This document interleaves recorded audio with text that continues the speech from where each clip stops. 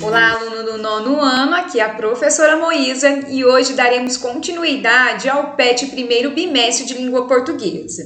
Estou aqui na semana 2, página 6 do seu material. E temos como tema o texto argumentativo. Coloque em destaque esse tema e também coloque a data de realização das atividades. Faça um resumo da parte que está em rosa. Vamos na leitura. Prezado estudante ou prezada estudante. Nesta semana você vai relembrar as características estruturais e de linguagem dos textos reivindicatórios e propositivos, identificando em textos argumentativos diferentes tipos de argumento. Além disso, você irá avaliar a coerência e fundamentação dos tipos de argumentos apresentados em textos reivindicatórios e propositivos, justificando sua consistência na defesa de tese. Recapitulando, a argumentação vem sempre associada a um desafio: convencer alguém de alguma coisa, demonstrar a validade de uma tese, defender um ponto de vista. A atividade de argumentar pode ser feita de diferentes maneiras, seguindo distintos formatos. Cada um desses formatos corresponderá a uma concretização textual específica, sendo chamados de gêneros textuais, nesse caso, argumentativos. Dentre os principais gêneros argumentativos escritos, destacamos a dissertação, o artigo de opinião, a carta de leitor, o editorial, a resenha, o texto publicitário, entre outros. Dessa forma, irei explicar o que é um texto dissertativo. Dessa forma, você irá entender o que é a argumentação. Quando vamos construir um texto argumentativo, começamos pela introdução, que contém a tese inicial, o ponto de vista ao qual o autor pretende fazer aderir o leitor. Nós vamos entender que é o como posicionamos a respeito de um assunto. Então, se nós temos um tema, temos que perguntar o motivo da discussão, o porquê da discussão. Temos depois o desenvolvimento, que também é chamado de corpo do texto. Então, apresentam-se os argumentos para apoiar ou refutar a tese inicial. Eu irei explicar essa parte a partir de uma exemplificação. Por fim, nós temos uma conclusão. O autor do texto sintetiza os argumentos fundamentais, reafirmando a importância da tese. Vamos ver aqui com o tema Impactos da escassez de água no século XXI. Então, nós nos perguntamos, por que a água está escassa? Porque sofremos problemas, digamos, com a falta de água. Porque nós temos o uso inadequado do solo, temos a questão do agronegócio, o desmatamento, a degradação das florestas, as mudanças nos padrões de chuva em todo o Brasil. Então, quer dizer, nós temos aqui várias teses. Então, quando você for escrever um texto, você tem que escolher pelo menos uma tese. E essa tese tem que estar na introdução. No desenvolvimento, você irá colocar o argumento. Nesse caso, eu escolhi um que está no site Agência Brasil. Vamos à leitura. No centro-oeste, por exemplo, estão concentradas as nascentes de rios importantes do país, devido à sua localização no Planalto Central. Conhecida como berço das águas, a região tem vegetação de cerrado, bioma que ocupa mais de 20% do território e atualmente é um dos principais pontos de expansão da agropecuária. Atividade que usa cerca de 70% da água consumida no país. Então, nós observamos que esse argumento vai de acordo com as teses que nós colocamos aqui inicialmente, tá? Então, isso pode ser parafraseado, quer dizer, resumido aí para a construção do texto. Temos uma outra argumentação aqui que eu retirei do É o País. O Brasil é o segundo maior exportador de alimentos do mundo. No país em que a agricultura é o agronegócio, quer dizer, respondem por 8,4% do PIB. A área de terras irrigadas aumentou em ritmo acelerado na última década e tudo indica que o consumo hídrico deve seguir crescendo. Então, quer dizer, independente do desperdício do ser humano no dia a dia, nós observamos que a sociedade, ela consome, os alimentos. E para a produção desses alimentos, há aí um gasto muito grande de água, quer dizer, há aí o consumo da água por meio das indústrias, por meio desse setor agrícola, tá ok? Voltando aqui no material, nós temos aqui as orações. Vamos fazer a leitura. As orações se relacionam uma com as outras por meio de uma palavra ou expressão que as liga. Essa palavra ou expressão é chamada de conjunção. As relações que as conjunções estabelecem contribuem para que um texto seja coerente e coeso, e não uma sequência de palavras ou frases sem sentido. As conjunções coordenativas ligam palavras ou orações de mesmo valor sintático. As conjunções subordinativas inserem uma oração na outra, estabelecendo entre elas uma relação de dependência sintática. Para lhe explicar um pouco mais sobre essa questão, vou lhe mostrar um quadro. Copie no seu caderno e preste bastante atenção na explicação. Tipos de orações. Nós temos, primeiramente, a oração absoluta, que é aquela que é formada pelo período simples. Então, lembre nessa ideia dos verbos. Então, as telefonistas continuavam ocupadas. Então, nós observamos aqui que nós temos um único verbo. Então, por essa razão, nós temos um período simples, ok? Oração coordenada é aquela que mantém com outra uma relação sintática de independência. Vamos fazer a leitura do exemplo. Fomos ao cinema, mas ele estava lotado. Então, nós temos aqui um período. Por quê? Nós contamos a quantidade de períodos por meio do ponto final. Então, observe aqui. Temos aqui dois verbos que já estão destacados. Então, temos o fomos e temos o estava. Então, dois verbos, período composto, ok? Nesse sentido, nós vamos percebendo que a oração coordenada é aquela que dá para ler de forma isolada. Como assim? Então, por exemplo, fomos ao cinema. Poderia ter um ponto aqui. E depois nós poderíamos continuar em ele estava lotado. Então, nós teríamos, nesse sentido, duas orações, né? No caso, dois períodos, melhor dizendo. Então, preste bastante atenção. E aqui nós tivemos um mas, que dá essa ideia de oposição. Então, o mas é a conjunção que, no caso, é falada, né, lá no nosso material, ok? Temos, então, aqui a oração subordinada. É aquela que depende sintaticamente de outra oração. Então, vamos ler o exemplo. Não imaginei que você viesse tão cedo. Então, nós temos aqui um único período, porque nós temos um ponto final.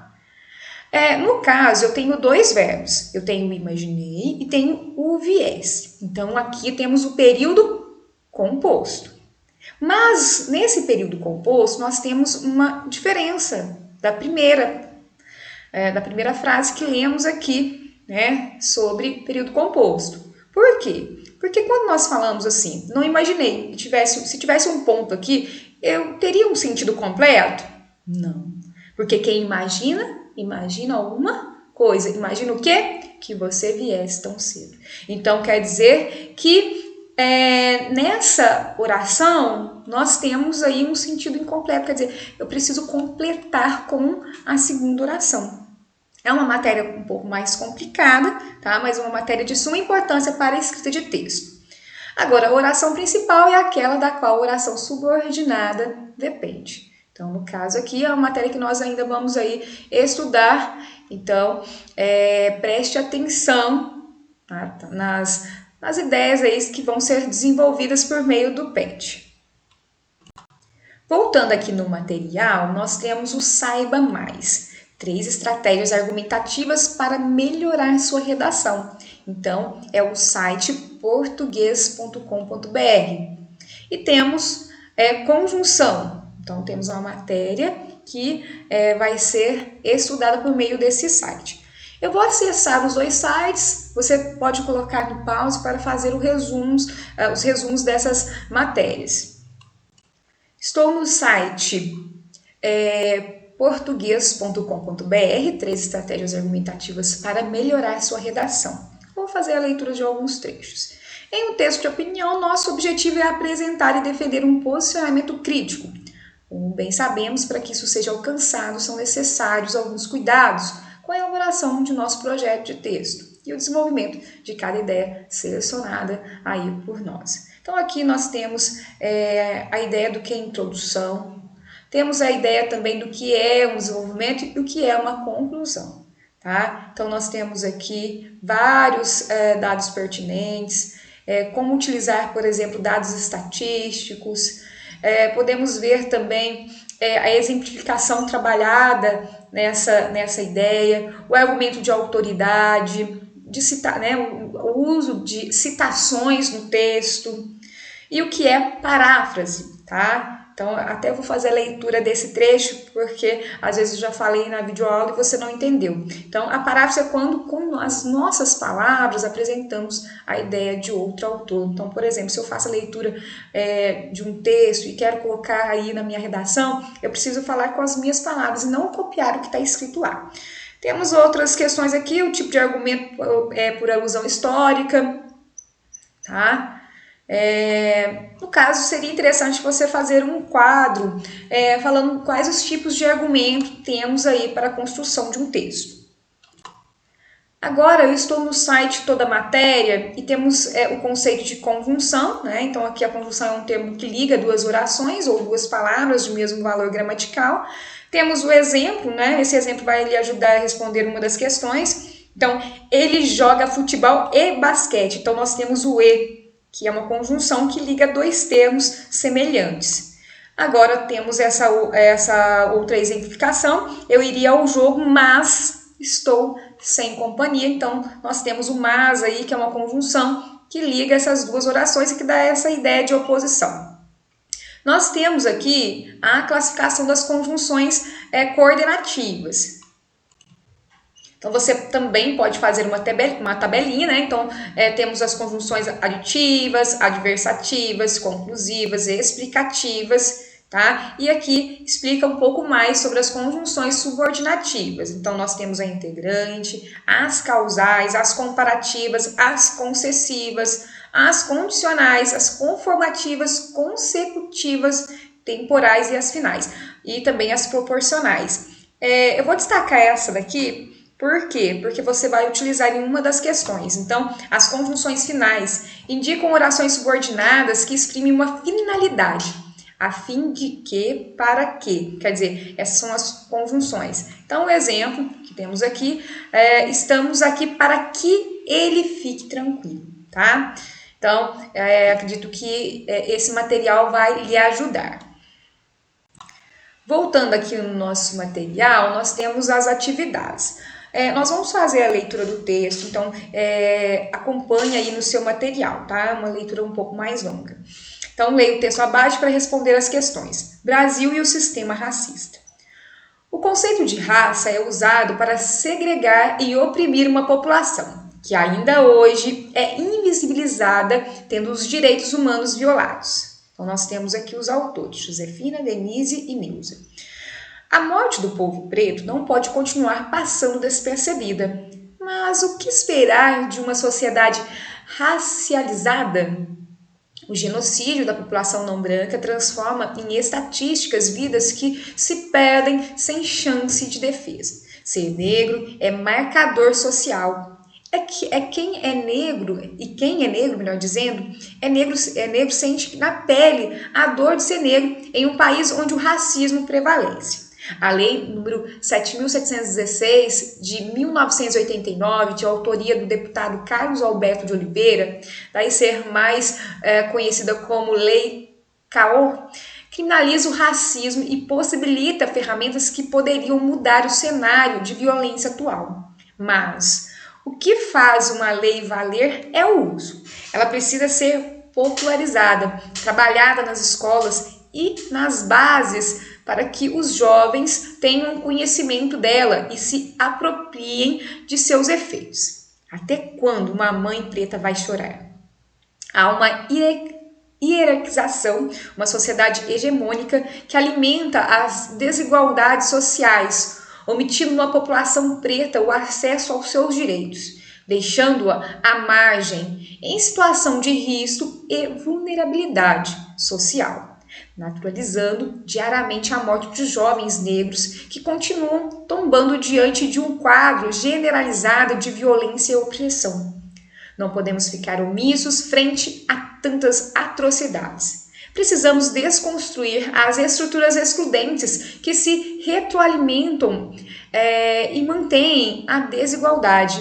A apartação social nos insere em uma inclusão perversa, matando irmãos nossos, tirando-nos a liberdade de ser quem somos, de construir nossa identidade e vivê-la de forma plena. A sociedade questiona a legitimidade de nossas ações, cultura e etnia, não levando em conta que o Brasil é o segundo país do mundo em população negra. Uma população que é de luta, resistência, mas que infelizmente ainda hoje perde vidas em razão de desigualdades e injustiça. O conceito de raça é usado para segregar e oprimir uma população que ainda hoje é invisibilizada, tendo os direitos humanos violados. O racismo estrutural simbolicamente mantém o povo preto no tronco, sem voz e anestesiado pelo sofrimento psíquico, leva com ele as dores de ser negro em um país patriarcal, machista, racista e classicista. O artigo 5º da Constituição Federal de 1988 diz que somos iguais perante a lei sem distinção de qualquer natureza e que a prática do racismo constitui crime inafiançável. Direitos que não são respeitados. Há no Brasil uma coisificação. Negros e negras deixam de ser vistos como pessoas e são tratados como coisas, deixando à mostra uma sociedade cruel e desumana, adoecida por padrões e valores deturbados que julgam e condenam pessoas por sua cor, raça e classe. As mulheres negras lutam contra o machismo, racismo e exclusão. A diferença enorme nas construções sociais de ser mulher e ser mulher negra. Existe uma desigualdade histórica que privilegia a população branca em detrimento da não branca. A nossa sociedade embasa comportamentos racistas e discriminatórios que se perpetuam e seguem ceifando vidas inocentes. Precisamos lutar por uma sociedade mais justa, que se organiza no sentido de superar as injustiças. A luta antirracista é de todos nós. Precisamos nos indignar e deixar claro para a sociedade que não admitimos racismo, não toleramos e nada nem ninguém vai nos silenciar. Nós, brasileiros, somos descendentes, sim, de povos africanos. Reconhecer nossa ancestralidade é passo importante para termos o direito à cidadania e lutarmos por políticas afirmativas. É inconcebível que, em pleno século XXI, continuemos ignorantes em relação à cultura, etnia e tradição do povo preto. Ser negro transcendente à cor. A ignorância gera preconceito racial que se manifesta de forma violenta, como os assassinatos dos jovens negros e a destruição das casas, melhor dizendo, religiosas, tentando tirar do negro a identidade. A exclusão viola o principal direito humano, que é o direito à vida, e coloca a população não branca em uma realidade de terror e sofrimento, em que se tornam apenas dados estatísticos. Em todas essas situações reais de lutas e sofrimento, são neutralizadas socialmente, impedindo a população negra de ter acesso a direitos humanos fundamentais, instituídos e efetivados. Para que haja mudança, lutemos por um Brasil melhor, sem racismo e com igualdade plena. Esse é o nosso compromisso e nossa esperança. Então, aqui nós finalizamos a leitura do texto e temos a atividade 1. Ao escolher esse gênero textual, as autoras do texto objetivaram: letra A, construir uma análise irônica sobre o assunto abordado. Daí você pode ficar em dúvida o que é ironia. Então, é uma figura por meio da qual diz o contrário do que se quer dar a entender. Como assim? Vamos ter um exemplo. Foi você que quebrou a jarra? No caso aqui, né? Que belo serviço. Então, ele fala uma coisa querendo dizer outra. Então, isso é ironia. Será que é isso que as autoras pretendiam ao escrever esse texto? Letra B. Temos aqui: evidenciar por meio da sátira os acontecimentos atuais que despertam o interesse público. O que seria sátira? É composição livre e irônica contra instituições, costumes e ideias. Então, nós já sabemos o significado de ironia, então dá para entender esse contexto. Letra C.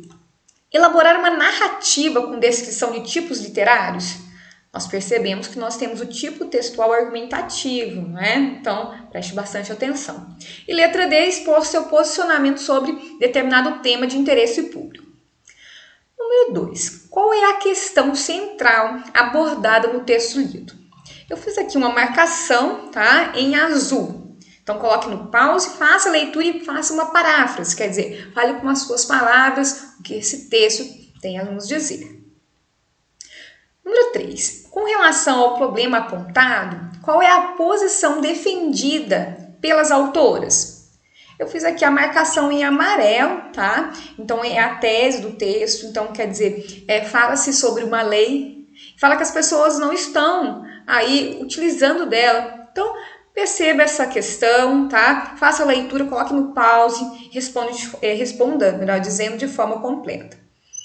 Número 4. Segundo as autoras, a quem a responsabilidade por esse problema abordado pode ser atribuída?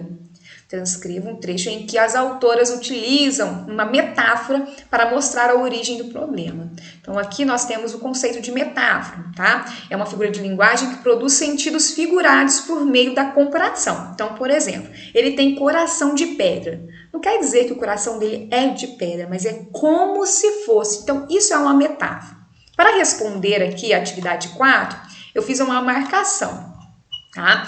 Então, a marcação em verde, tá? Então, eu até já marquei para você aí a metáfora, tá? Então, olha aqui. Só falta você fazer a leitura por completo aqui e responder a sua atividade. Continuando aqui, número 5. As autoras evidenciam uma estratégia para convencer os leitores da posição que defendem. Qual é essa estratégia? Pense nas argumentações, ok? A estratégia utilizada por elas pode influenciar a opinião dos leitores do texto? Com certeza, não é? Então, explique. Nesse caso, eu fiz também uma marcação em rosa. Coloque no pause e faça a leitura. Continuando aqui. Número 6. No fragmento que segue, uma das palavras destacadas coordena e a outra subordina. Aponte as relações lógicas que elas estabelecem. Então, faremos a leitura aqui do período. Nós, brasileiros, somos descendentes, sim, de povos africanos. E reconhecer nossa ancestralidade é passo importante para termos o direito à cidadania e lutarmos por políticas afirmativas.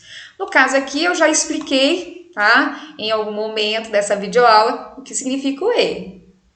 Então, para você que anotou, você já sabe aí que nós temos essa questão da conjunção coordenativa. E também já sabe o que ela representa. E o para, né? Eu fiz aí uma leitura especial para o para, tá? Nós sabemos que ela é uma oração subordinativa, mas ela tem aí uma classificação. Então, se você não prestou atenção, volte nessa videoaula. Dessa forma, nós finalizamos aí a nossa aula. Ficou um pouco longa, porque nós temos um texto um pouco mais longo também. E aí, nesse caso, faça com atenção. Tenha uma boa semana e um grande abraço.